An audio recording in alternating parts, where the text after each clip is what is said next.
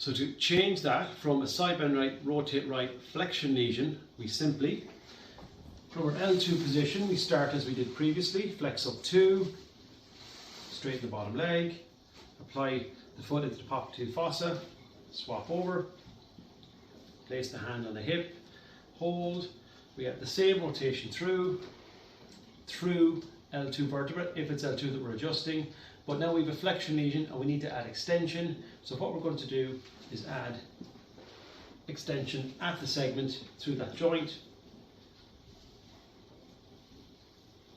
The same principles apply. Palpate the L2 level, pull the patient towards you, step inside, hip to hip, rotate towards you slightly, vector in, compress and apply pressure downwards and HVT towards the table.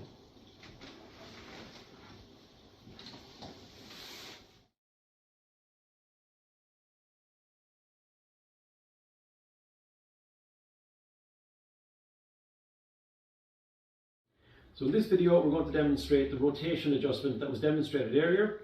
I'm going to make an amendment from the video earlier. Earlier we said that the transverse process would be posterior on the top, but we're going to change that now to make it simplify, to keep it the same as everything else.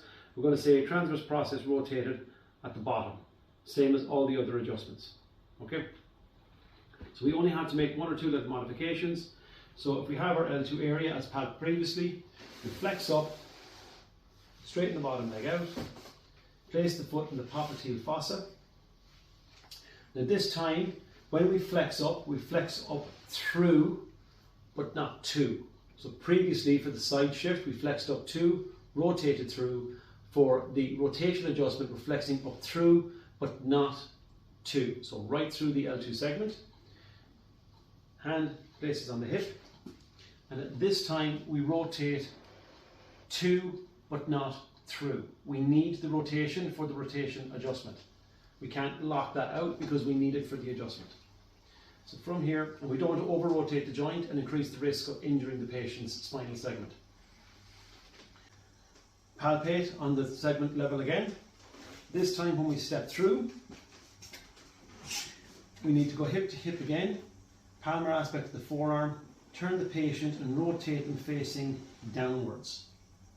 So previously they were left in a sideline position after they were pulled towards us slightly. This time we rotate them more downwards, and the downwards force we apply down along the line of the femur in a rotationary fashion after we've picked up all the slack, and rotate down along the line of the femur, which creates the rotational adjustment on the ipsilateral or the near side, so more superior, whereas previously we were adjusting the far side.